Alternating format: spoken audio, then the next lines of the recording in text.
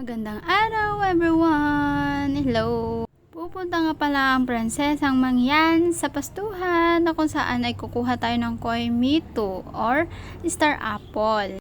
Kasama ko nga pala ngayon ang aking pamangkin. Ayan, nagsuot na nga pala kami sa bakuran. At ang aking videographer nga pala ay si Renz, ang aking boyfriend. Nagtakbo na nga kami dalawa ng aking pamangkin. Bali, nasa unahan pala namin ngayon ng aking boyfriend dahil bibidyohan niya daw kami para maganda ang kuha. Kung nakikita nyo pala ngayon, kami po ay nagtatakbo. Dahil baka nga po kami ay maubusan ng Koi Mito. Makmo na nga rin pala kami dahil na-excite ako sa nakita kong puno. Mala Korea ang datingan. Favorite ko nga talaga makita yung mga ganyang puno kasi ang ganda ng kanyang mga bulaklak. Inalisan na nga namin ang paborito kong puno at pupunta na kami sa Star Apple. Dito nga pala kami muna mapupunta sa may putian na Star Apple. At mamaya ay pupunteriyahin na namin ang kulay violet na Star Apple. Naglakad-lakad na lang nga kami ng pamangkin ko dahil wala naman tao kaya hindi kami mauubusan. Ito na nga po pala ang puno ng Koi Mito na kulay putian. Binuhat ko na nga pala ang pamangkin ko para matingnan niya kung hinog na o tunay yung Koi Mito. Bako na nga siya dahil na-realize ko na hilaw pa. Nakakita nga pala ng Koi Mito, ayan. Di na ako nag-atubili, kinuha ko. Dahil nga ako ay nagkikrave talaga sa Koi Mito. At sakto nga napakaswerte ko talaga, ito pa ay hinog na po. Binuksan ko na nga pala ang Koi Mito para ipakita ko sa inyo kung ano ang mukha nito. O, diba? Ang sarap. Ayan. Kinain ko na nga pala ang Koi Mito. O, diba? Sarap. Ang tamis. Tinikpan ko nga pala muna ang Koi Mito bago ko siya ibigay sa aking pamangkin. Siyempre, mauunang prinsesa. Sarap. Sarap, guys. Yang. Dahil nga pala ako ay nasarapan ay binigay ko na ang kalahati sa aking pamangkin. Hindi ko na nga pala binigyan ang aking videographer. Bali sa ulunan ko pala ay may nakita kong hinog. Kaya ayan, gusto kong mag-akyat sa ganyang puno. Desperada nga pala ako, ayan, hindi na ako nagtuloy. At dahil artistic nga ang aking boyfriend, ayan, binidyohan niya kami habang kami ay nagtatakbo papunta ng Star Apple. Umakyat nga pala aking boyfriend at hindi ko na binidyohan kasi baka daw makita sa video. Dahil ayaw niya daw po makita sa video. Siya nga pala ang kumuha ng Star Apple. At ang prinsesa nyo, syempre, bawal malaglag. Kaya sa ilalim lang ng puno, naghihintay ng may malaglag. Naiinip na nga ako kasi ang tagal-tagal niya manguha ng Star Apple sa taas. At dahil gusto ko na nga makakain ng kulay violet na Star Apple, pinagalitan ko na nga siya, sabi ko bilisan niya dahil ako ay gutom na gutom na. Char. At dahil ako nga ay dito lang sa baba, ayan, salamat naman at naghulog na ng Star Apple ang aking boyfriend. At sinambot ko naman ito, ay syempre, shooter yan eh. Bale, 2 beses nga pala ako nagsambot ng Star Apple. Oo, at diba, parang sumasayaw, nag-ikot-ikot pa. Nangangawit na nga ang aking liig kahit sa tagal-tagal naman ng paglaglag ng Star Apple. At dahil nasambot ko nga Star Apple, ayan, masaya-saya pa ako, palundag-lundag pa. Pamantalang kanina parang mangiyak-ngiyak na. Meron nga palang isang pangatlo pa na ilalaglag ang aking boyfriend na Star Apple. Ako naman ay abang na abang, baka malaglag na Star Apple. O ayan, nakuha ko na. Sayang-sayang ko, diba? Ganyan. Para na nga ako nanalo ng loto sa sobrang saya. Kulay violet pala, yung Star Apple na yan, hindi po yan green.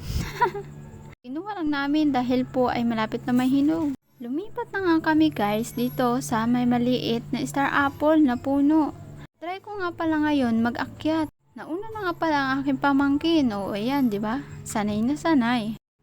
Mabuti na lang nga pala ay hindi pa ako nalaglag. Akala ko talaga ay hindi ako marunong mag-akyat ng puno. Pero nang na-try ko, marunong naman pala. O ayan ang pamangkin ko. Nangunguha na ng Star Apple. Pahawak-hawak pa oh. Ayun nga pala ang aking boyfriend. Nahuli din ang camera. Nag-aakyat din. Andiyan na nga ako pala sa malayo-layo.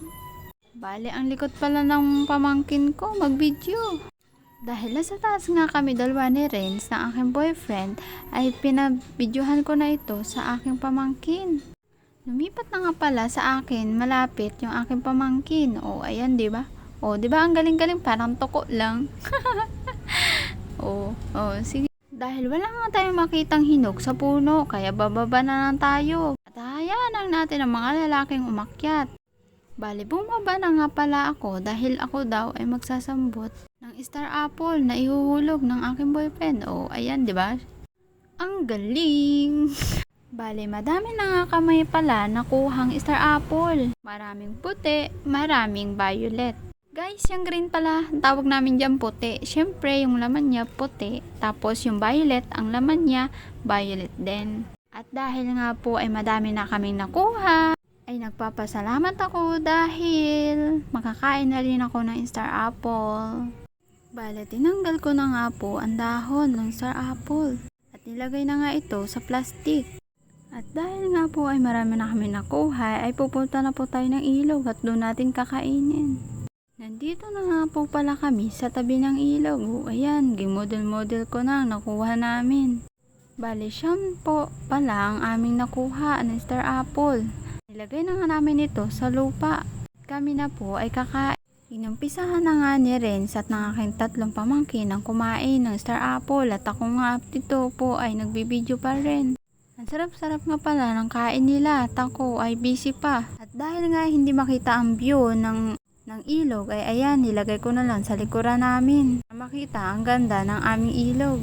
Bali, 5 pala kami ngayon sa ilog. Bising-busy pa rin talaga sa pagkain ng aking mga kasama. At ako naman ay namumroblema kung paano ayusin ang aking pag-video. Naayos ko na nga po pala ang aking cellphone. At ako nga po pala ay naghahanap ng aking maupuan. Umupo na nga po pala ako at naghahanap ng aking kakainin. Dinipisil-pisil ko nga po pala ang mga star apple kung ito po talaga ay hinog.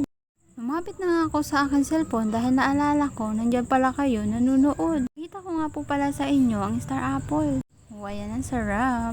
Kinuha ko na nga po pala ang aking cellphone. At ako po ay magpapabideo sa aking boyfriend. O, diba? Dapat syempre ako ang bida. Nabiya ko na nga po pala ang star apple na hawak ko. Ayan, pinakita ko na lang ulit sa inyo. Napatakam-takam ko nga po pala kayo para kayo ay mag-crave din gaya ko. O, diba? At dahil ubos na nga pala ang aming kinakain na star apple, ayan, nangangahoy na pala ako. Kumuha pala ako ng kahoy dahil panggatong namin sa aming bahay. Ang ingay-ingay pala dyan ang aking pamangkin. Nagsisigaw-sigaw, kala mo naman may kaaway. Nung ako pala ay high school at nabata pa, ako po pala ay nagngangahoy. Ngayon po ay tamad na po. Ayan nga lang pala ang dala kong kahoy dahil wala na akong nakitang mahulog na kahoy. Maganda nga pala dito guys sa aming lugar. Kaya nga pala guys ay gustong-gusto kong umuwi sa aming tahanan. Dahil bukod sa makasama ko ang aking pamilya ay makalanghap din tayo ng sariwang hangin. Ginagilitan na nga ako dyan ng aking videographer dahil bilisan ko daw lumakad. Pauwi na nga kami guys sa aming tahanan. Meron pa rin para talaga akong dalang kahoy. Hanggang dito na lang po. Maraming salamat. Thank you for watching.